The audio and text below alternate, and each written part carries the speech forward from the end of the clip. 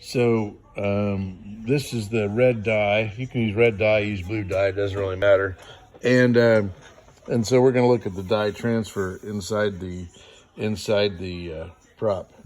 So the idea is that you get 70% or more dye transfer, and you have a good connection to your taper, and most of your forces will be transmitted through the taper instead of through the key.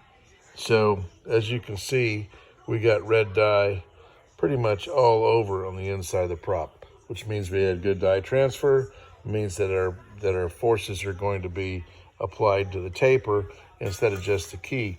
So if we were high keyed, then our shaft would not have come, our prop would not have come all the way up to the scribe line, and all the forces would be applied to the key, and the shaft is subject to breakage right at the end of the keyway, and then you lose your shaft. Your shaft's no good anymore, and you lose your prop in the Davy Jones's locker.